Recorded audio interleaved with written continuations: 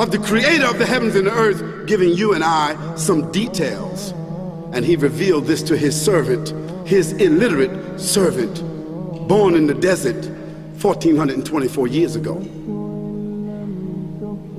And then he says that he created us from dust,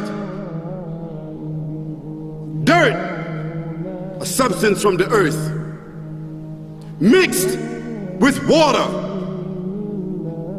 In one place he calls it nutfa. Nutfa means sperm. In another place he calls it turab. It means dust. In another place he calls it salsalin. It means a mixture of sounding clay. All of these themselves are descriptions of the origin of the human being and his nature. Then in the same verses, what does he say? He says, first, we created you from sperm, and after sperm, made you into a clot of blood clinging to the womb. Now think about that. When was it discovered from a scientific point of view, from an academic point of view? When was it discovered? When was that discovered? That the sperm, when it impregnated the egg, became a fetus, and then became a clot of blood, and that clot of blood clung to the womb of the mother so that it could get the nutrition and become a host. So the mother would become a host, and she would begin to feed it without even her own volition.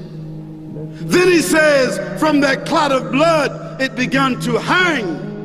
And now we know from scientific filming, scientific documentation, that the sperm swims, millions of sperm, and only one hits that egg. Then that egg settles in the womb. When it settles in the womb, it germinates. When it germinates and breaks open, it becomes a clot of blood, and then it clings to the womb. Then after that, it starts to hang from the womb, and that hanging part is the umbilical cord. The Quran said that. Then he says, from that hanging clot, then we make into it a fetus. Now we know that 9 weeks into pregnancy, the fetus is there. The fetus, what is it? It's the brain. It's the spinal cord. It's the part of the human being that gives it all the senses and its identity. Then we know at 21 weeks, it's a fully grown embryo, with the heart pumping, with the lungs breathing, with the eyes fully formed, with the hands and the fingers and the toes, and the kidneys functioning, fully formed at 21 weeks, at 12 weeks, 12 weeks, fully formed. Then he says, then we clothe that fetus with skin. Go to the scientific manuals and see what this process has been discovered, if it is not accurate. And then he says, after that we clothe it. Then after that we bring it forward as another creature. So it comes forward as a child. Because as a child, now it has its own personality. It is given its own spirit.